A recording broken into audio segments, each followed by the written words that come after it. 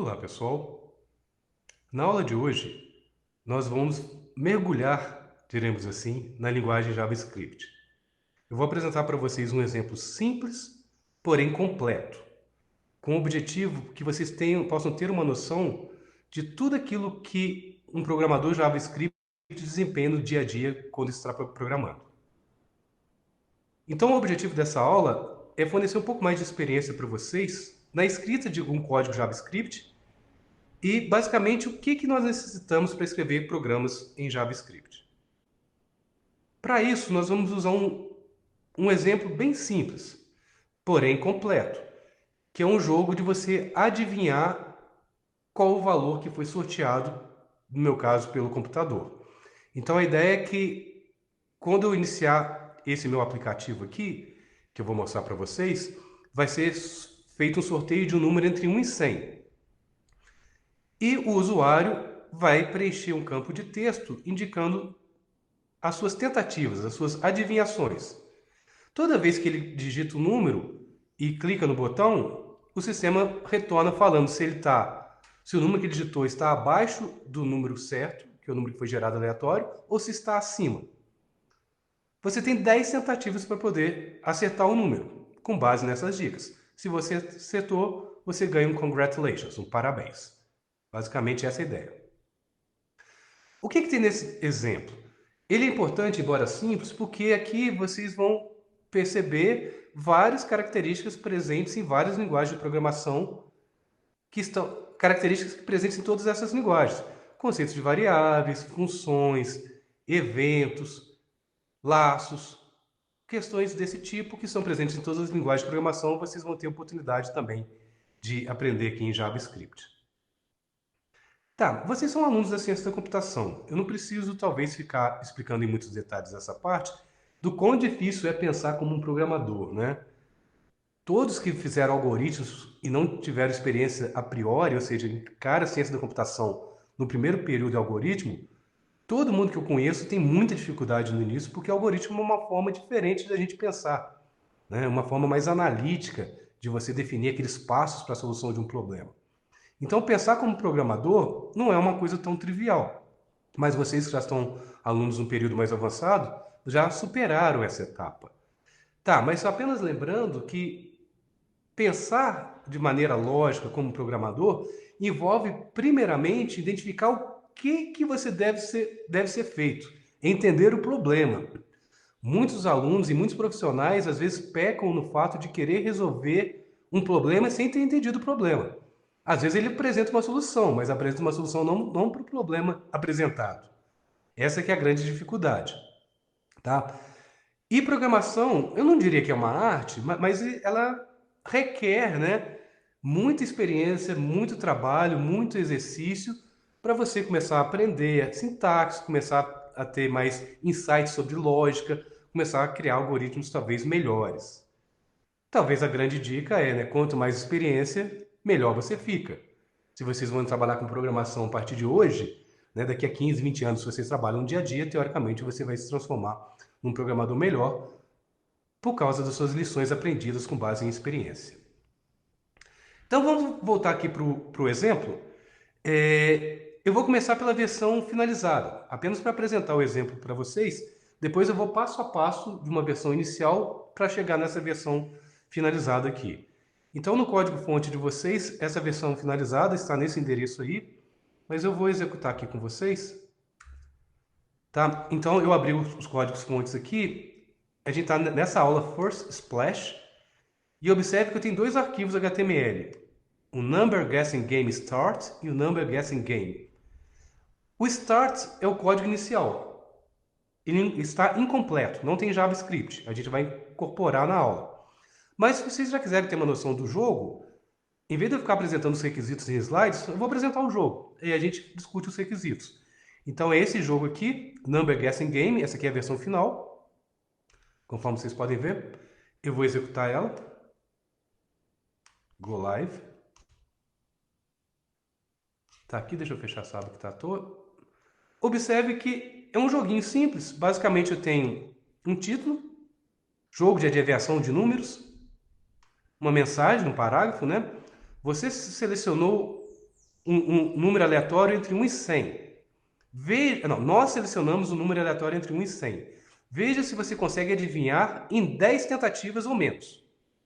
A cada tentativa, nós indicaremos se a sua tentativa foi um valor muito alto ou um valor muito baixo.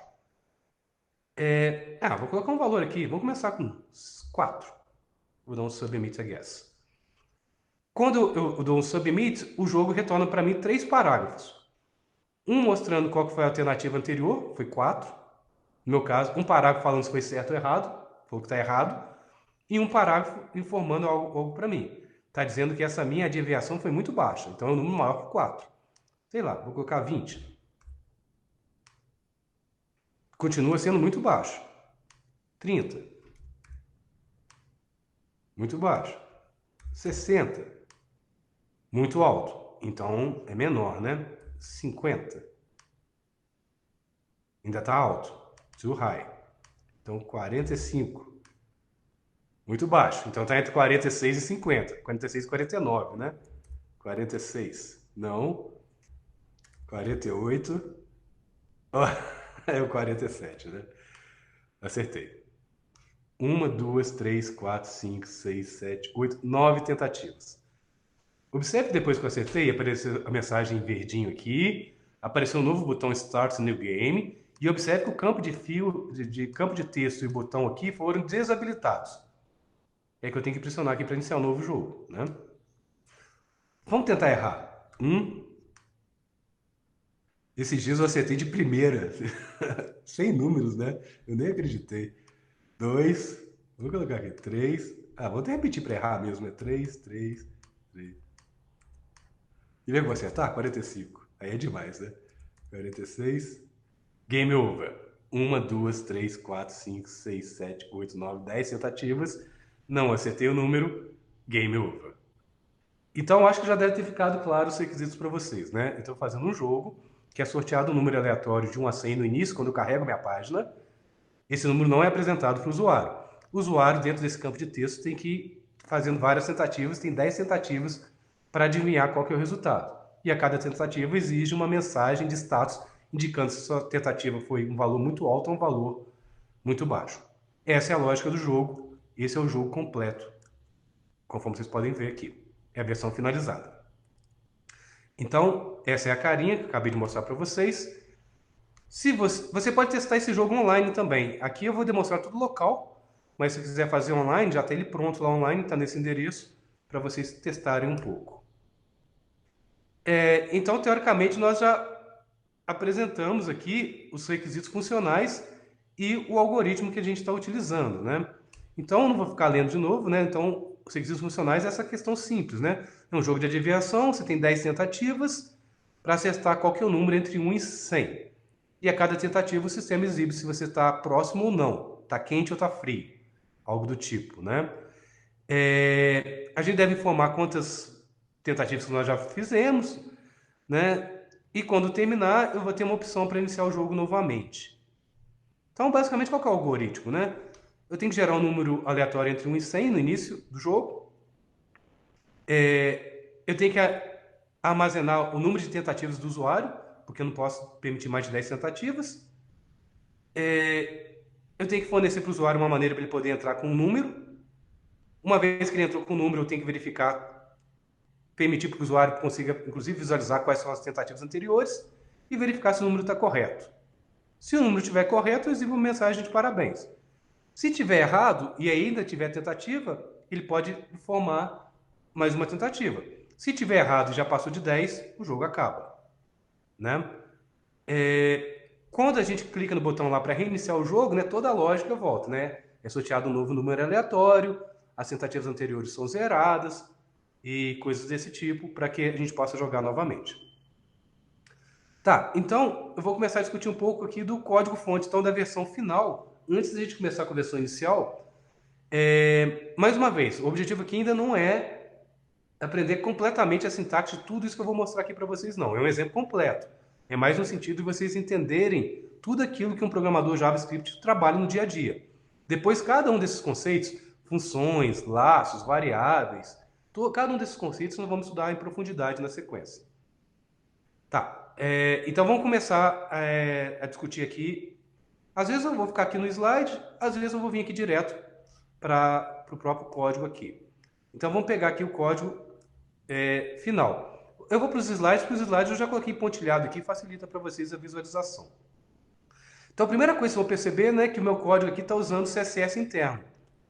A gente viu que é possível, né? Então tem nada diferente. Dentro do elemento head, eu coloco o elemento style e coloco as minhas regras CSS aqui dentro, que nós já aprendemos, não vamos ficar mais discutindo. Então, eu tenho minhas regras de estilo. Observe que dentro do código, dentro do body, nas linhas 32 às linhas 35, eu tenho um div.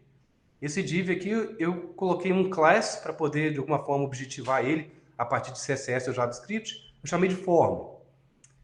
Observe que no HTML eu tenho uma tag chamada form, mas a tag chamada form lá é muito usado com o atributo action, que quando eu clicar, eu mando o conteúdo do meu formulário para o servidor, para um back-end. Aqui eu estou fazendo só front-end, então eu não estou nem usando o elemento form. Eu estou usando tipo um div para falar que aquele conteúdo das linhas 33 às linhas 34 fazem parte de um formulário. Tem campo de texto, tem botão, tem widgets de formulários ali presentes. Mas vamos lá. Então a gente tem um tipo de formulário. Eu coloquei aqui em negrito para vocês verem. O que é o formulário? É um label. Vamos aqui na página. Olha o que é o meu formulário aqui, ó. Eu tenho... Não start new game. Eu tenho um label, meu formulário, um campo de texto e um botão. Basicamente são os três elementos que eu tenho nesse meu formulário. Eu coloquei o label enter a guess. Digite uma tentativa, uma adivinhação.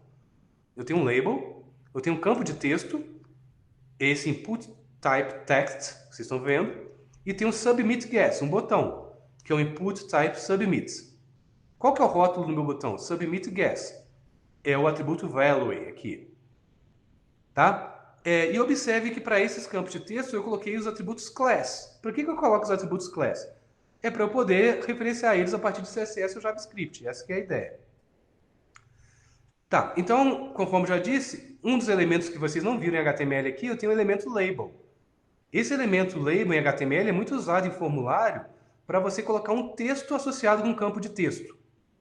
Então, eu quero colocar um texto, no meu caso, enter a guess, associado com esse meu campo de texto aqui. Então, normalmente eu coloco um label. Esse label é para qual campo de texto? O atributo for. Eu tenho um label para o campo de texto chamado guessField. Olha o guessField aqui, ó. É um campo de texto. É um input type text. Ou seja, eu tenho um label, enter a guess, associado a esse campo de texto aqui. Basicamente essa é a ideia do meu label.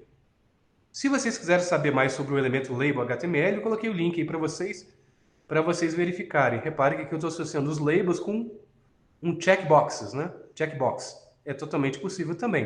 Eu associando um label, que é o texto associado com o campo do meu formulário, com um elemento de formulário. E também já falei para vocês, reparem que eu tenho alguns elementos do tipo inputs, elementos de entrada de dados, né? Se o meu type for text, input type text é um campo de texto. Se o meu type for submit, é um botão. Então aqui eu tenho dois elementos de formulário para entrada de dados. Um campo de texto e um botão que o usuário pode clicar. Então esses elementos inputs, né, são usados para criar controles interativos, né, para os formulários que nós criamos na web. Também, se vocês quiserem saber com mais detalhes, né, repare que aqui em HTML eu tenho aqui justamente a página mostrando mais detalhes desse elemento. Olha que coisa bacana hoje em dia em HTML, né? Eu não preciso depender de JavaScript para fazer validação de campo de texto.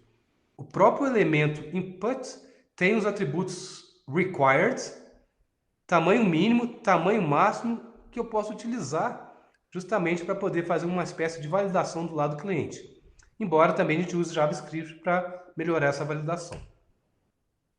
Então, conforme eu disse para vocês, quando o meu elemento input tem um atributo type igual submit, é transformado num botão. Um botão é criado e renderizado no viewport. Um pouco mais para baixo no código, tem uma outra parte interessante também, que observe que quando eu executei o código aqui, no final, quando eu dou as minhas saídas, né, observe que são exibidos 3 parágrafos. Né? Um parágrafo que indica, né, quais são as tentativas que eu já fiz, um parágrafo que indica se foi certo ou errado a minha tentativa, e um parágrafo com uma dica para indicando se aquele número que eu incluí, se ele está abaixo ou acima do número correto. Eu tenho 3 parágrafos.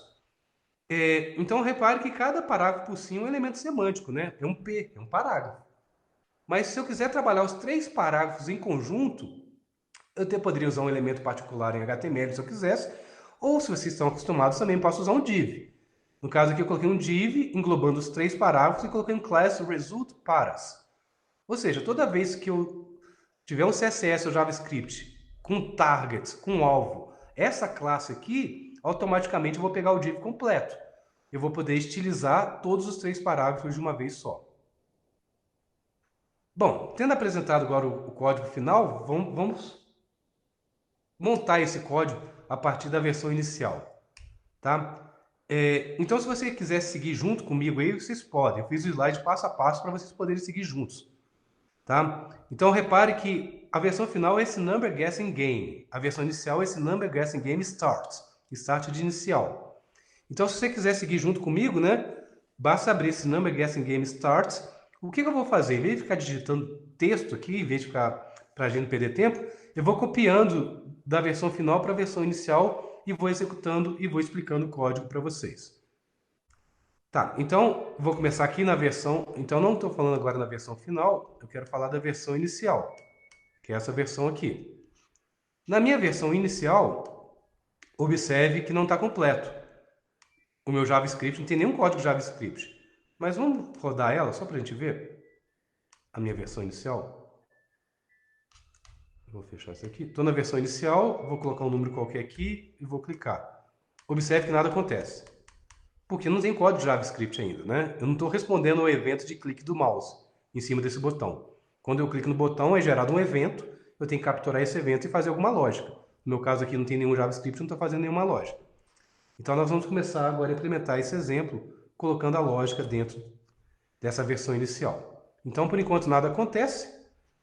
É nesse ponto aqui que nós vamos incluir o nosso código JavaScript. Repare que eu também estou colocando o JavaScript internamente junto com o HTML. É possível? É, JavaScript interno. Eu, particularmente, não gosto muito. Eu prefiro colocar JavaScript e CSS em arquivos separados. Mas é uma possibilidade de você fazer interno. O exemplo do site do MDN colocou o JavaScript internamente junto com o HTML aqui. Tá, então nós vamos trabalhar nessa parte aqui, né, pessoal? É aqui que nós vamos inserir os nossos códigos JavaScript. Vamos começar pelas variáveis. Tá, vou tentar ir mais devagar agora para ficar bem claro para vocês o funcionamento. Então, qualquer linguagem de programação tem um conceito de variáveis, que permite você armazenar literais. É um espaço alocado na memória RAM do seu computador. JavaScript é a mesma coisa. Como que eu defino variável em JavaScript? Se não for constante, eu uso a palavra let. Antigamente eu tinha o var, mas a gente não recomenda mais o var, não. A gente usa let. Então, tem na linha 1, na linha 10 e na linha 11, a definição de 3 variáveis. Na linha 1, eu estou definindo uma variável chamada número aleatório, random number. Repare que eu tenho padronização camel case igual Java, né? Palavra composta, no meu caso, para variável, a primeira letra da palavra que faz parte da composição da segunda palavra, no caso, fica com letra maiúscula. Mas vamos lá. Aqui é muito parecido com Java, né? Por quê? Olha só, eu estou gerando um número aleatório, entre 1 e 100. Como que é isso? Math.random, o método random é um método da classe math que permite eu gerar números aleatórios entre 0 e 1. Eu gero um número aleatório entre 0 e 1. Estou multiplicando por 100. Então quer dizer que eu estou gerando um número entre 0 e 99. No final eu somo 1. Então eu estou gerando um número entre 1 e 100. Basicamente a ideia que eu estou fazendo para gerar um número entre 1 e 100. Estou pegando o floor para pegar o número inteiro entre 1 e 100. Essa que é a ideia da linha 1. Na linha 10 eu defino uma variável chamada guessCount. Para que é essa variável? Né? Para eu manter o número de tentativas do usuário. Lembrando que a partir de 10 tentativas, game over. Observe que eu tenho eu defini aqui um botão reset button, mas não coloquei igual nada. Então quer dizer que eu só defini o botão. Em algum momento essa variável vai apontar para esse botão que vai reiniciar o meu jogo. Mas por enquanto ainda não defini nada aqui não. E observe como que eu defino constantes em JavaScript. É muito comum definir constantes, principalmente como você vai ter uma referência para algum elemento do DOM. Né? Normalmente você armazena como uma constante. Repare que eu tenho várias constantes aqui. A primeira constante na linha 3 é a constante tentativas, adivinhações, guesses. E olha que legal. Aí vocês começaram a ver o poder do JavaScript. O JavaScript, assim como o CSS, ele permite manipular os elementos do DOM em tempo de renderização. Tá. Com o CSS, como que você faz? Você usa as regras e os seletores. Os seletores indicam qual elemento do DOM você quer ter como alvo para poder colocar algum estilo. Aqui vai ser semelhante. Eu vou querer indicar qual elemento do DOM eu quero para aplicar algum estilo ou para aplicar alguma interatividade com JavaScript. Essa que é a ideia. Então vamos lá. Então, só lembrando aqui, olha o meu documento HTML. Lembrando que eu tenho essa div aqui com aqueles 3 parágrafos que indicam se eu estou no caminho certo ou não. Aqueles 3 parágrafos que aparecem aqui embaixo quando o meu código estiver funcionando. Tentativas anteriores, certo ou errado, ou se é um valor muito alto ou muito baixo. Eu tenho essa div. E observe que eu tenho meu formulário também. O meu formulário tem um campo de texto. O meu formulário tem um botão e tem um rótulo. O meu formulário tem um rótulo, um campo de texto e um botão. Observe que a partir do JavaScript eu consigo ter acesso a qualquer coisa do meu documento HTML. Ou seja, qualquer elemento do meu DOM. Vamos olhar a linha 3. Olha o que eu estou fazendo na linha 3. Eu estou pegando a classe... Olha no seletor CSS, .guesses. Eu estou pegando, dentro do meu documento HTML, aquele elemento com o atributo class com valor guesses. Esse parágrafo da linha 2. Então, se você for pegar, essa minha constante guesses aqui, na verdade, ela é um ponteiro para esse meu parágrafo chamado guesses. Da mesma forma, last result é um ponteiro para esse parágrafo aqui, que tem uma classe com valor last result. E a minha constante low ou high é um ponteiro para esse parágrafo também no meu texto, que tem um atributo class com valor low ou high, baixo ou alto. Então, basicamente, o que eu estou dizendo aqui é que a partir do meu JavaScript, eu consigo acessar qualquer elemento do meu formulário, ou qualquer elemento do meu documento HTML. Ou melhor, qualquer elemento do meu DOM, eu consigo acessar. Como que eu faço isso? É muito orientado a objetos, se você for pensar, né? Vamos pensar assim, de maneira simples, tá? Não estou sendo muito preciso, não. Imagina que o document é uma referência para o seu DOM. Imagina dessa forma. É um objeto que referencia o DOM. Eu tenho um método que chama querySelector. O que esse método faz? Ele é tipo um seletor. É um seletor de DOMs. No meu caso aqui, eu posso passar as minhas classes. Lembrando que em CSS, quando eu coloco ponto na frente, eu estou indicando que eu quero pegar um atributo class. Quero pegar um atributo class com valor guesses. Ou seja, é o que eu estou dizendo na linha 3. Se você entendeu isso, acho que a lógica agora ficou fácil, né? Então eu passei a ter uma variável que aponta para um elemento do DOM. Agora eu posso manipular esse elemento do jeito que eu quiser, posso transformar ele do jeito que eu quiser com JavaScript. Seguindo a mesma lógica, olha as linhas 7 e 8. Repare que na linha 7 eu usei a mesma coisa. Mandei buscar dentro do meu DOM aquele elemento que está com uma classe chamada com valor getSubmit. Ela aqui, ó. Qual o elemento do meu HTML que tem um atributo class com valor getSubmit? É esse elemento aqui. Que elemento que é esse aqui? Input type submit, é um botão. Então esse getSubmit aqui é um ponteiro para o meu botão. Um ponteiro para esse botão aqui. Quer dizer que eu posso usar essa variável getSubmit para manipular esse botão. Posso mudar a cor dele, posso clicar, posso mudar o rótulo, o que eu quiser fazer. Rotacionar. Eu tenho um ponteiro para esse botão agora. E da mesma forma, na linha 8, eu tenho um ponteiro guessField para o meu guessField. O que é o guessField? Vamos olhar. Class igual a guessField. É um input type text. Input type text, eu sei que é o campo de texto. Ou seja, é esse campo de texto aqui. Quer dizer que a minha variável guessField é um ponteiro para esse campo de texto do formulário. Se ela é um ponteiro para esse campo de texto, quer dizer que ela pode manipular esse campo de texto da forma que ela quiser. Essa é a ideia. Então é tudo que eu acabei de explicar aqui, apenas selecionando, né, que o meu JavaScript aqui à esquerda está criando ponteiros, referências para esses meus elementos do DOM HTML que estão aqui do lado direito ou que estão aqui no meu formulário, nessa parte mais embaixo aqui. Mais uma vez, é apenas explicando o que eu acabei de dizer, né? Eu tenho constantes que referenciam o meu documento HTML ou constantes que referenciam também meu documento HTML, no meu caso aqui, o meu formulário. E conforme eu expliquei também, lá no final da declaração de variáveis, né, eu tenho uma variável que eu chamei de guessCount, que vai armazenar o número de tentativas, e um reset button, que eu ainda não criei esse botão por enquanto, mas futuramente eu vou trabalhar com isso. Mas observe, então, eu vou copiar aqui essa parte de definição de variáveis, vou pegar o exemplo completo, deixa eu pegar o JavaScript aqui, lembrando o completo, deixa eu pegar onde que está, onde começa o meu JavaScript. Aqui, ó, começa aqui, ó. Então, vamos lá. Vamos pegar essas definições de variáveis, que aí vocês podem fazer junto comigo aí em casa, né? Eu vou aqui vir para o código, meu esqueleto de código. Então, eu vou colar meu JavaScript aqui, ó. Então, por enquanto, meu JavaScript não tem nada, né? Ele tem apenas definição de variável. Então, teoricamente, imagino que não vai mudar nada lá no meu código. Se eu estou definindo variável, né? Não estou manipulando nada, a única coisa que vai acontecer é que o número aleatório vai ser gerado. Mas também não estou exibindo. Ah, posso até testar, né? Mas não vai acontecer nada, eu imagino, né? Go live. Vou clicar aqui, sei lá, 6. Observe, não acontece nada. Posso até olhar aqui o meu Developer Tools. Vou vir em console. Deixa eu limpar a tela para vocês verem. Deixa eu digitar um outro número aqui, 7. Observe, não acontece nada no meu console. Por quê? Eu apenas defini as variáveis, né? Eu ainda não manipulei as variáveis. Então, vamos falar um pouco de funções. Então, a gente já viu como que faz variáveis em JavaScript, né? Constantes ou com lets. Vamos falar um pouco de funções. Eu vou criar essa função aqui só para a gente fazer o primeiro teste com função em JavaScript.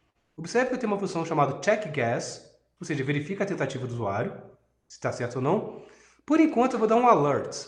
Alert é uma função em JavaScript que exibe uma caixinha de diálogo, de informação no navegador. Ah, vou fazer, acho que é melhor, não tem no código não. Vamos fazer isso aqui para vocês verem. Eu posso usar o próprio navegador aqui, né? Se eu não quiser colocar lá no código, só para vocês verem, vou vir aqui. Function checkGuess, né? Vamos colocar um alert aqui. Deixa eu ver como que tá aqui. I'm a placeholder. Tá, eu sou tipo uma coisa que você pode... Eu sou um padrão, não. Placeholder é tipo algo onde você insere alguma coisa, né? Placeholder. Ponto e vírgula. E deixa eu fechar essa função aqui. Definir uma função. Deixa eu chamar essa função. CheckGuess. Deixa eu ver aqui. Observe que aparece o checkGuess faz justamente isso. Aparece o seu placeholder dentro do meu viewport. Né? A mensagem que eu digitei aqui. É só para vocês testarem uma funçãozinha bem simples, né? Poderia inclusive fazer assim, né? Se eu não quero testar aqui dinamicamente, né? Poderia vir aqui. Função checkGuess. Vou executar de novo para zerar para vocês verem. Ctrl S aqui. Vou dar um reload aqui. Agora o meu código está com a função checkGuess, né? Só para ver se está funcionando. CheckGuess. Está funcionando normalmente, conforme vocês podem ver. Posso chamar a função a partir do meu console aqui, né? Sem problemas nenhum. Mas é só para vocês verem como que é a função. Palavra reservada a função, function. Nome da função, abre e fecha parênteses. Se tem argumento ou não, você coloca. Inicia um bloco e coloca o código ali dentro. Nenhuma novidade para vocês que são da área de ciência da computação. Tá, conforme eu demonstrei, se você definiu a sua função dentro do seu documento, eu posso testar ela, inclusive, a partir do próprio console, conforme eu mostrei para vocês. Vamos falar um pouco de operadores, né? Falamos de variáveis, funções e operadores. Operadores é bem tranquilo na linguagem também, né? Você pode usar, inclusive, o console para poder também fazer esses testes. Deixa eu limpar esse meu console aqui. Posso fazer os testes, por exemplo, 6 mais 9. Então, JavaScript interpretado, né? Posso colocar aqui. Funciona. 20 menos 15. São 5. 3 vezes 7. multiplicação, 21, e divisão, sei lá, 10 dividido por 5, 2, vou colocar uma divisão mais difícil, né? 1 dividido por 3, 0,33, dízima periódica.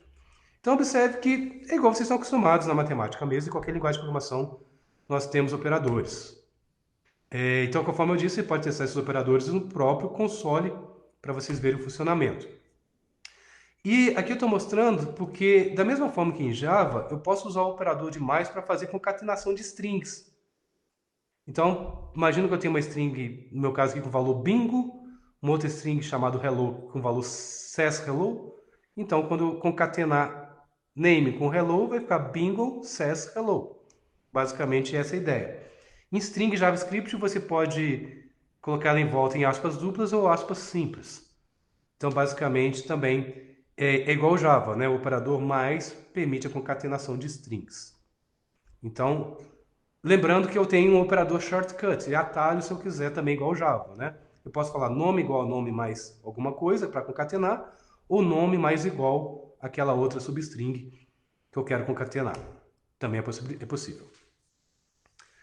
Tá, além de operadores matemáticos, aritméticos, eu tenho operadores de comparação. Acredito que seja bem intuitivo, não vou precisar ficar lendo um por um para vocês. O que talvez possa dar diferença, eu até já vou mostrar para vocês, são esses igual, igual, igual ou apenas dois iguais. Tá. Para você entender, então o JavaScript tem esse conceito de igual, igual ou três iguais. Tá? Para vocês entenderem, eu acho que é fácil entender a lógica observando o resultado, né? Olha só, vamos ver se vocês conseguem derivar.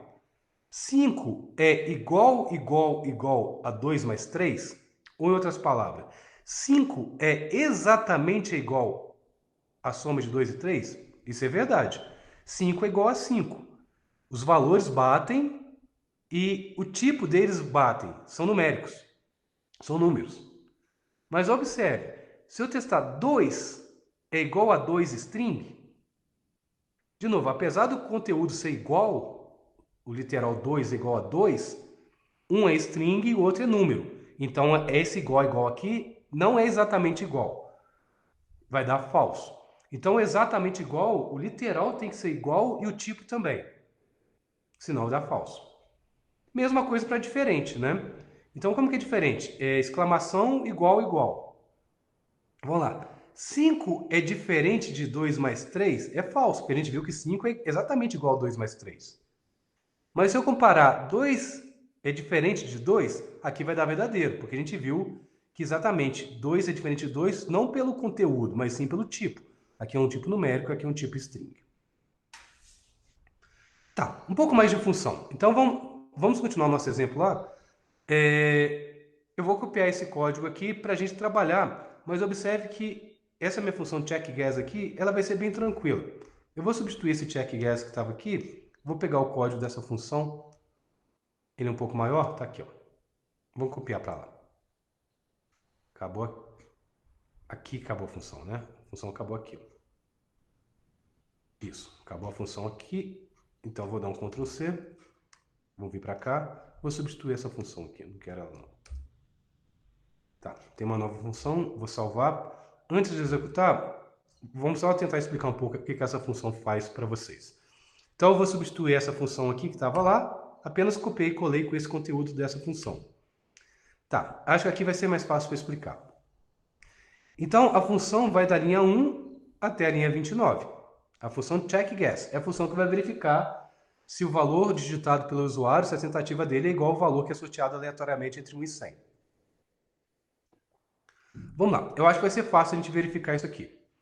Tá, primeira coisa na linha 2 é uma definição de variável, igual a gente já viu, let user guess. É uma variável para armazenar o valor digitado pelo usuário nesse meu campo de texto. Sei lá, se eu digitei 5, quando eu clicar aqui, esse valor 5 vai ser passado para essa variável aqui, ó. Como que eu sei disso? Porque tá vendo? Guess fields, a gente viu o que é o guess fields. É um ponteiro para o meu campo de texto. Guess field é um ponteiro para esse campo de texto. Se eu tenho um ponteiro para esse campo de texto, eu consigo manipular ele. No caso aqui, eu estou chamando a propriedade value. O que é a propriedade value faz? Retorna o valor digitado nesse campo de texto. Se fosse em Java, é como se eu tivesse dado guessField.getValue. O que o getValue retornaria? O valor presente dentro desse campo de texto. Então eu estou lendo esse valor. Só para evitar da pessoa digitar aqui, sei lá, R em vez de digitar um número, né? O que eu estou fazendo? Eu estou colocando esse valor no construtor de uma classe chamada number de JavaScript. Só para confirmar que esse valor aqui é um número. E estou atribuindo para a variável userGuess. Então, userGuess é uma variável que vai ter um número digitado dentro do campo de texto. Vamos lá. Se vocês lembrarem, no início do meu código JavaScript aqui, eu estou dentro da função, né? Mas repare que no início do código JavaScript eu defini a variável guessCount, que é a variável que controla o número de tentativas que o usuário já fez. Tá? Como eu estou iniciando o meu jogo, o guessCount vale 1, né? É a primeira tentativa. Então, na minha função aqui, guessCount vai dar 1, isso é verdade. Tá? Dando 1, se isso aqui é verdade, eu vou entrar na linha 4. Olha o que a linha 4 faz em JavaScript. Eu pego a referência para guesses, lembrando que guesses é um ponteiro, vamos pegar aqui, é um ponteiro para o meu parágrafo, né? Então, eu vou pegar esse meu ponteiro, lembrando, eu quero selector.guesses. Aqui, ó, é o guesses aqui, ó, é um parágrafo. É um parágrafo da saída. Então, o meu guesses é um parágrafo da saída. Então, o que eu estou fazendo no meu código aqui? Eu estou pegando esse parágrafo da saída e estou chamando a propriedade que chama textContent. Olha o que o textContent faz. Coloca o texto dentro do meu parágrafo. Um elemento HTML não é constituído das tags de início, as tags de fim e o conteúdo entre elas. O que o meu textContent está fazendo é colocando esse conteúdo. Ou seja, eu estou colocando essa string ali dentro do meu parágrafo. Eu estou criando um parágrafo. E no meu parágrafo eu estou criando um texto Previous Guesses, tentativas anteriores, que vai ser exibido na minha saída. Essa aqui é a minha ideia. Então a gente vai exibir, lógico, eu só exibo esse Previous Guesses na primeira tentativa, né? Depois, a cada nova tentativa, eu só vou concatenando as tentativas e colocando na saída, né? Não preciso colocar aqui. Deixa eu ver se eu já consigo rodar aqui. Eu estou colando, né? Só para ver aqui. Vou colocar um número qualquer, 2. Não, ainda não está exibindo. Tá, então nós vamos chegar lá daqui a pouco. Tá. Então, conforme eu disse para vocês, né? Então, esse guesses, esse rótulo aqui, aparece apenas inicialmente tentativas anteriores. E como é a primeira tentativa, eu vou concatenar tentativas anteriores com a tentativa do meu usuário, que é a variável userGuess. Então vamos supor, se eu digitei 2 aqui, quando eu der o submit, vai aparecer o texto. É a primeira tentativa? Vai aparecer o texto Previous Guesses. Vai aparecer esse texto aqui. Previous Guesses. 2 pontos, espaço e o número 2, que é o valor que eu digitei. Basicamente essa que é a ideia. E eu estou colocando um espaço em branco aqui, porque aqui vai começar a aparecer todas as tentativas. 2, 3, 20, 50, só para dar um espaço em branco entre essas tentativas. Então, vamos pensar no algoritmo, né? O que é a função para verificar a tentativa? Eu tenho que ler do campo de texto qual que é essa tentativa e comparar se aquela tentativa é igual ao número aleatório que eu gerei. Lembrando que no início lá do meu script, eu defini a variável random number, que gera um número aleatório entre 1 e 100. O que eu estou testando? Se o meu userGuess, se o valor que eu digitei aqui, é igual ao valor que foi sorteado aleatoriamente no início do meu script. Basicamente essa é a ideia. Repare que no início do meu script aqui, eu gero um número aleatório. O que eu estou dizendo aqui é verificar se a minha tentativa do campo de texto é igual, exatamente igual a esse meu número aleatório. Basicamente essa é a ideia. Se for igual, eu vou fazer alguma lógica, né? Se for igual, vou dar uma mensagem lá de parabéns. Olha que legal, JavaScript, né? A gente viu que o last result, então, é um ponteiro para aquela informação que vai ser aparecida no viewport, um ponteiro, né? E a gente viu que eu posso colocar, pela propriedade textContent, eu posso colocar texto no meu parágrafo. Mas eu tenho uma propriedade que é style também, que é um objeto que permite eu estilizar qualquer elemento HTML a partir de JavaScript. Olha o que eu estou dizendo. Pegue esse meu parágrafo, estilize ele com cor de fundo verde. Basicamente essa é a ideia. Olha o JavaScript aqui acessando CSS para estilizar os documentos do DOM, os elementos do DOM, né? Eu posso fazer isso sem problema nenhum, tá? Usando JavaScript. E aqui na linha 564, né? Então, se eu acertei, eu dou uma mensagem de parabéns, coloco o fundo verde nesse parágrafo com essa mensagem, né? E apago tudo que eu tenho lá. Daquela dica, se foi alto ou baixo, não preciso da dica. Eu acertei, né? Mando aspas em branco para lá. Então, basicamente, essa é a ideia. E para o final, eu chamo outra função, chama set game over. Porque se a pessoa acertou, né, eu dou as congratulações e vou para uma função que vai fazer o game over. Lembrando que o game over, se não me engano, ele desabilita o campo de texto, exibe um novo botão para reiniciar o jogo, coisas do tipo. Mas por enquanto nós não chegamos lá, né? Então eu estou imaginando aqui que a tentativa foi certa. Se foi certa, não vai cair nenhum desses else. Então ele vai vir aqui para baixo.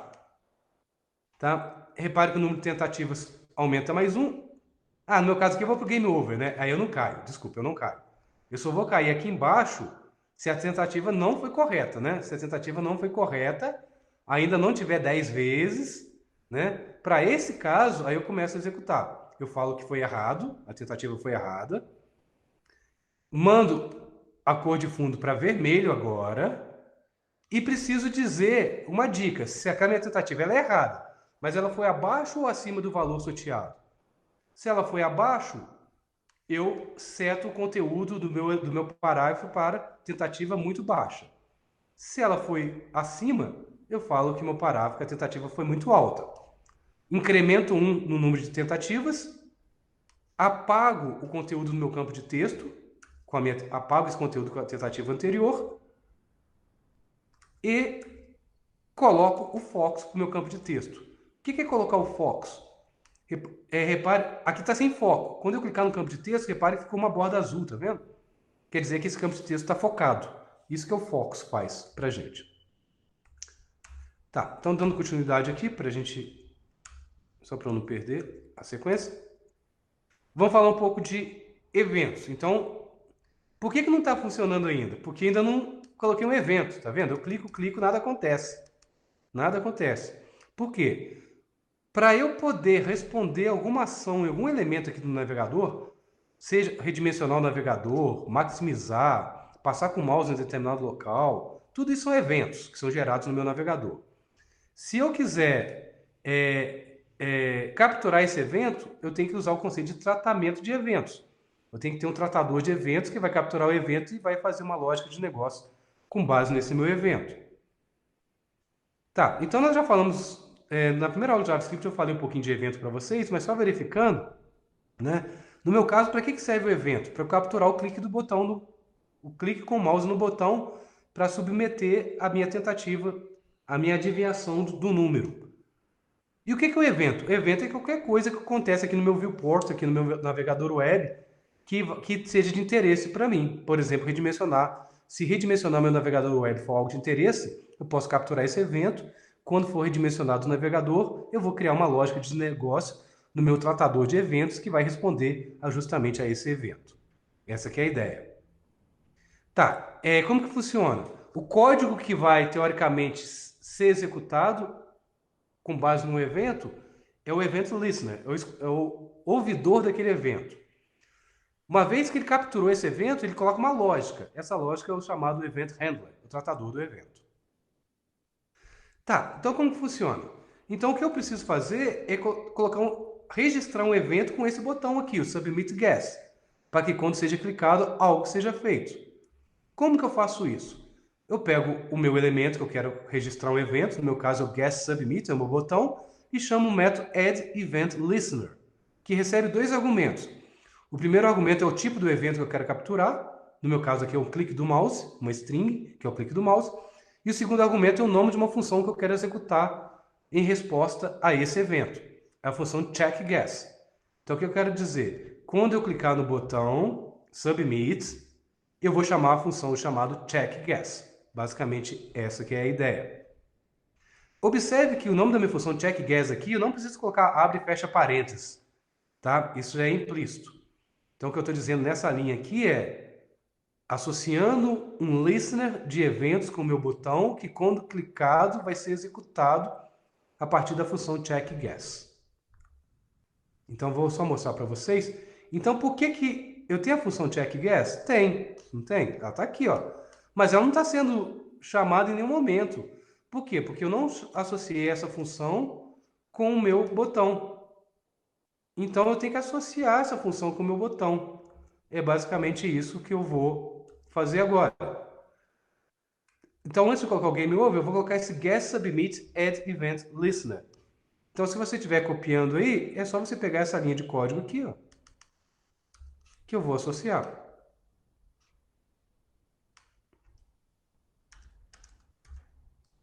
Observe que está fora da minha função, né? Não está dentro da minha função, é algo fora. De novo, então eu associei o clique do mouse com esse botão e quando clicado eu chamo a função check guess, que é essa função aqui. Então, teoricamente, aqui talvez já tenha alguma saída melhor lá no meu... Talvez já esteja respondendo. Deixa eu ver. Não estava respondendo, né? 5 já responde. Observe que já responde. Então, agora o meu tratamento de eventos já está funcionando. Aí a gente vai poder trabalhar na lógica. Basicamente, que vocês já viram a lógica, né? 5, eu digitei 5. Estou dizendo que esse número não foi certo. Então, a mensagem foi errada e mostrou a minha tentativa anterior. Então, basicamente, agora é o algoritmo que a gente acabou de discutir, né? Se tiver certo, fica verde. Não é meu caso, né? Então, está vermelho. Se não tiver certo, são 10 tentativas? Ainda não, estou na primeira. Então, não cai aqui. Vai cair aqui. Caindo aqui, vai colocar o texto do parágrafo como wrong. Olha o texto wrong aqui. Vai colocar a cor de fundo para vermelho. A cor de fundo vermelho, um elemento em bloco, parágrafo, né? E vai fazer um teste aqui. Se o número que eu tentei adivinhar for menor, eu coloco essa mensagem aqui que foi muito pequeno. É exatamente o que aconteceu. 5 é muito pequeno. Aí exibi essa mensagem aqui, ó. Low ou high é justamente esse parágrafo aqui. Vamos colocar mais um outro aqui? Sei lá, 8. Continua sendo muito baixo. 20. 30. Como ainda não acabou, é bem provável que vai dar um erro, com certeza, né? Porque eu não coloquei a função set game over lá. Mas vamos forçar o erro, só para a gente ver. Ó, deu game over. Ah, legal. Mas olha que legal. Deu game over, mas não colocou um botão para começar de novo. Ou seja, o exemplo ainda não tá pronto, né? Embora já está teoricamente funcionando a lógica, mas eu não tenho aquele botão para reiniciar, eu não desabilitei essas coisas aqui em cima, ou seja, eu não atendi os requisitos ainda. Então vamos tentar finalizar essa parte aqui, para a gente resolver, né? Então vamos criar essa função setGameOver. Ah, outra coisa, deixa eu só ver aqui, ó. Deu game over, mas deixa eu ver aqui no inspecionar. Vim aqui no console. Ah, exatamente, lá, eu sabia que ia dar esse erro, né? Repare, tá dando lá. Não pode encontrar a variável setGameOver nessa linha aqui. Deixa eu ver. Ah lá, é a chamada de método setGameOver. Porque eu estou chamando aqui, ó, o método setGameOver.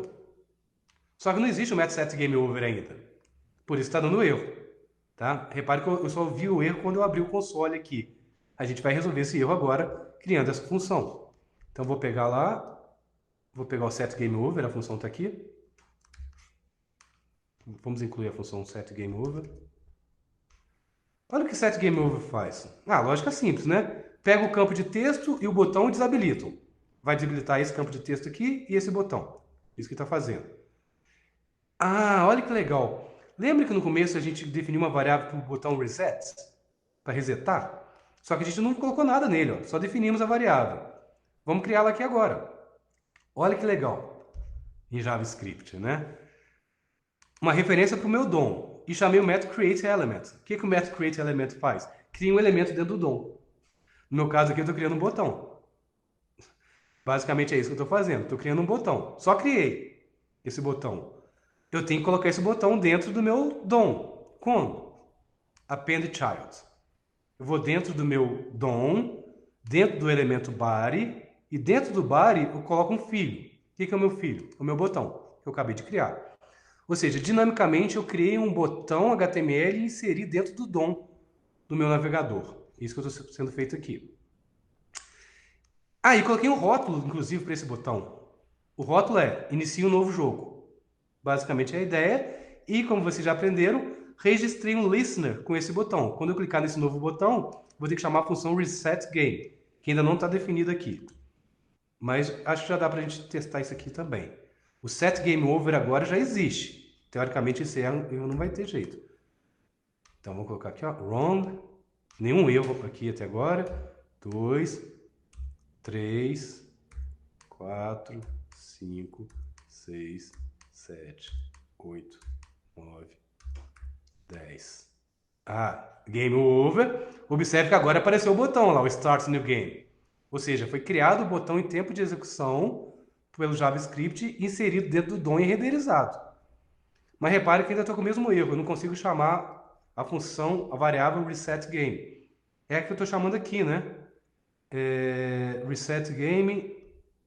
Aqui, ó. Eu estou chamando aqui. Só que eu não tenho essa função ainda. Vamos colocar ela. Uma função para resetar meu game aqui, ó. Vamos colocar resetGame. ResetGame.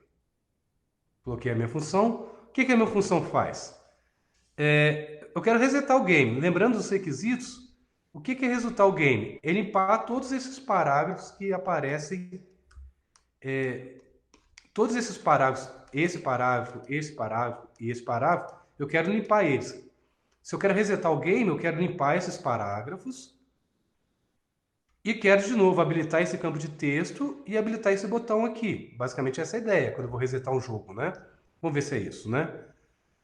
Olha que legal. Olha que legal. Observe aqui em cima que eu criei uma div para pegar esses 3 parágrafos de uma vez só. Em vez de pegar parágrafo por parágrafo desses 3 parágrafos aqui, esse parágrafo, em vez de utilizar os 3 individualmente, eu coloquei eles dentro de uma div para poder capturar os 3.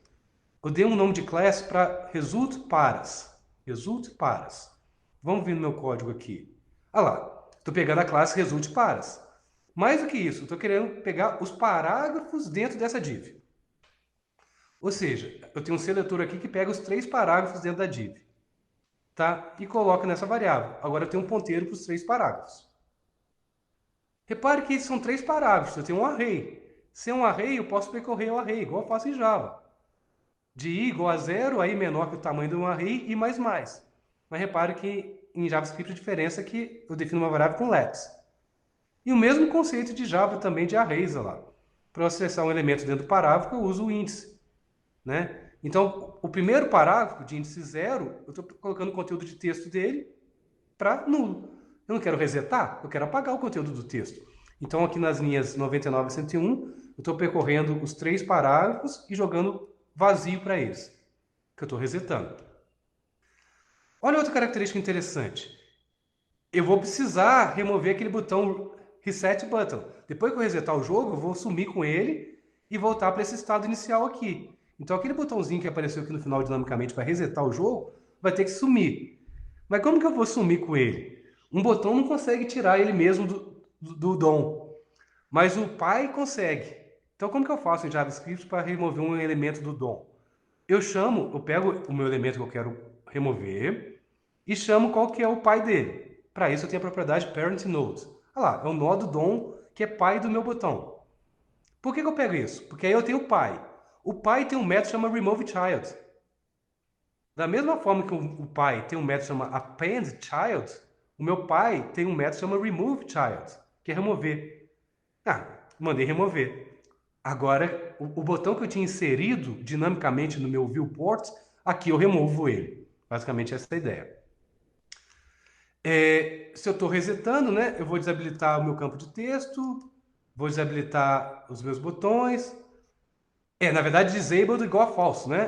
Na verdade, que eu vou habilitar. Eu vou habilitar os meus botões, vou colocar o meu campo de texto para vazio, vou botar isso aqui para vazio. Vou colocar o focus no meu campo de texto. Esse meu campo de texto aqui vai estar com essa borda azul na hora que eu reiniciar. Vou colocar o fundo de volta para branco, porque lembrando que a gente mudou o fundo aqui para vermelho ou para verde. E vou gerar um número aleatório de novo. E vou começar o jogo. Vamos ver se a gente consegue testar toda essa lógica aqui. Vou executar. Reiniciei aqui, né? Eu dei Ctrl S ali para salvar e reiniciou. Vamos ver se a lógica está funcionando de reiniciar o jogo, né? Submit. Vou tentar acertar e depois errar e depois acertar. Primeiro vão errar. 1, 2, 3, 4, 5, 6, 7, 8. Só mais uma tentativa. Vai dar errado. Observe que incluiu o botão, porque deu errado. Quando eu clicar nesse botão, Start New Game, a gente viu aqui, ó. Quando eu clicar nesse botão, Start New Game, esse botão aqui, né? Que é o Reset botão. Quando eu clicar nele, eu vou chamar essa função. E essa função, conforme a gente viu, vai limpar tudo isso aqui. Vai limpar esse parágrafo, vai limpar isso aqui, vai remover esse botão. E esses dois campos aqui que estão desabilitados, o botão e esse campo, vão voltar a ser habilitados. E esse campo de texto vai ter focos. Então, para ver se está certo, olha lá. Apagou tudo e colocou focos no meu campo de texto para começar um novo jogo. Vamos tentar acertar? 2. Está muito baixo. 45. Está muito alto. 30. Muito alto. 24, muito alto. 20, alto. 15, alto. Vamos lá, tem poucas chances, né?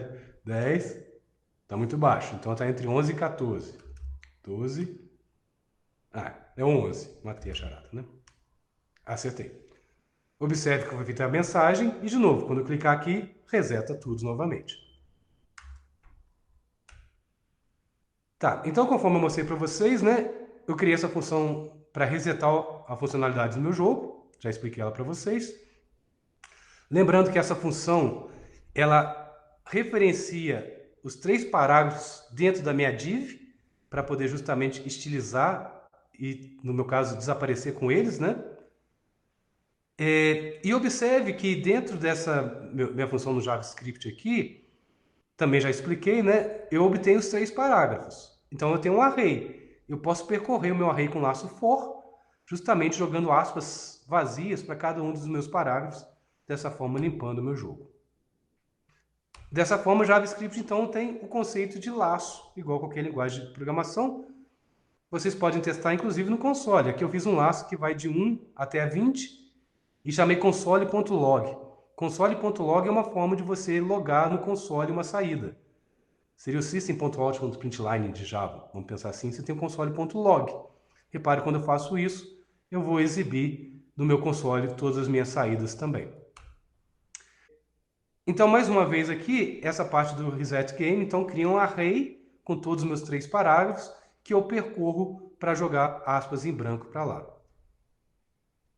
Para finalizar aqui, vamos fazer uma pequena discussão sobre orientação a objetos, né, em JavaScript. Observe que os elementos HTML, teoricamente, eles têm propriedades, têm métodos associados. A gente viu um aqui, o método Fox. O que o Fox faz? Faz com que se dê Fox a um elemento de formulário. Para a gente testar isso aqui, a gente já testou, mas repare que no início... Deixa eu dar um reload aqui na página, para começar do zero. Repare que inicialmente não tem Fox, tá vendo? Mas agora a gente já sabe, eu posso chamar o método Fox dentro do guessField, que é esse campo de texto, para já deixar ele habilitado. Vamos fazer isso. No começo do jogo aqui, ó. Vamos colocar aqui, ó, definindo as variáveis, vamos colocar guessFields, ponto. Repare que é orientação a objetos, olha o tanto de propriedades que eu posso acessar, né? Fox. Vou salvar, voltar aqui. Olha lá, agora, mesmo dando um reload, já começa focado no meu campo de texto. Então, eu estou usando orientação a objeto. Estou chamando um método em cima de um objeto associado pela minha referência guessField. Esse objeto é um ponteiro para um elemento DOM na minha árvore DOM criado pelo navegador web no momento que é carregado o meu documento HTML. Então, a gente viu aqui que tudo em JavaScript... Então, teoricamente, tudo em JavaScript é um objeto. Eu vou poder chamar métodos e propriedades desses objetos para poder realizar as minhas lógicas de negócio. No meu caso aqui, observe que a minha variável guessField é um ponteiro para o meu campo de texto, para a minha classe CSS que aponta para um parágrafo, que aponta para um campo de texto no meu formulário. Depois que eu definir essa referência, eu posso chamar qualquer método em cima dela. No caso aqui, se eu chamar o método Fox, eu faço com que ele tenha Fox. Então, só verificando aqui, que vocês podem olhar isso também pelo console, né? Se não quiser fazer programaticamente, quiser testar, posso abrir aqui, ó, só para vocês testarem. Eu estou no Safari, mas vocês podem ver qualquer Browser Developer Tools vai funcionar, né? Deixa eu só limpar aqui para ficar mais claro para vocês. Então, só para a gente testar, a gente sabe que isso aqui é um guess field, né? A gente sabe que é um guess field, então eu posso digitar lá, aqui no console. Isso aqui é um ponteiro para o meu campo de texto, né? Isso que a gente viu? Guess field. Não, é uma variável, né? Isso. Olha lá, é um ponteiro para o meu campo de texto. Basicamente é isso que essa minha variável tem. Se ela é um ponteiro para o meu campo de texto, eu posso manipular esse meu campo de texto à vontade. Por exemplo, eu vou colocar aqui, vamos inserir um valor para esse campo de texto. guessField.value, posso colocar um valor igual a 5, por exemplo. Tá, porque agora se eu der guessField, desculpa, guessField.value, né? guessField.value, repare que o valor 5 está lá atribuído agora com o meu campo de texto. Tá? Ou seja, eu posso manipular aqui no console, caso eu queira fazer alguns testes mais rápidos, né? No meu caso aqui, eu coloquei hello, mas posso colocar qualquer coisa, conforme vocês podem ver, né?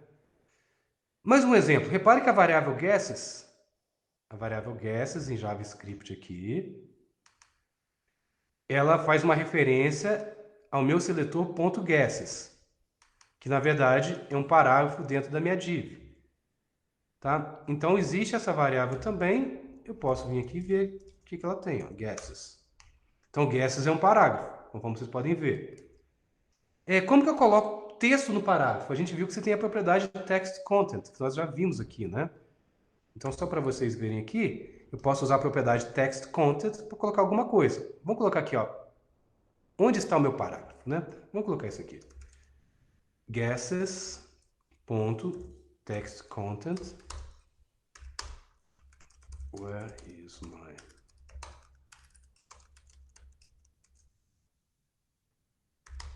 Vou fechar aqui. Então, agora eu vou definir qual que é o conteúdo. Já apareceu até aqui, né? Where is my paragraph aqui, né? E, de novo, uma vez que eu pego a referência, repare que eu coloquei texto, mas eu posso colocar qualquer coisa. Olha só, eu posso colocar o estilo. A gente viu, né? Você pega o elemento, o objeto style e coloca as propriedades. Vou fazer um só para vocês verem, né? Guesses.style.backgroundColor. Guesses, a referência, objeto estilo, qual que é a propriedade? Olha lá, tem todos que eu posso colocar aqui, ó. Background color. Vamos colocar igual a blue isso aqui. Olha lá, colorinho em azul automaticamente. Posso colocar qualquer propriedade CSS que vocês estão acostumados para poder trabalhar. Então eu vou deixar para vocês poderem fazer todos esses testes aí, porque todo elemento tem essa propriedade style, que é esse objeto que você pode incorporar, e dentro do objeto style você tem várias propriedades que você pode colocar da forma que vocês preferirem. Dessa forma a gente chega na versão final do nosso jogo, está funcionando, conforme nós já testamos.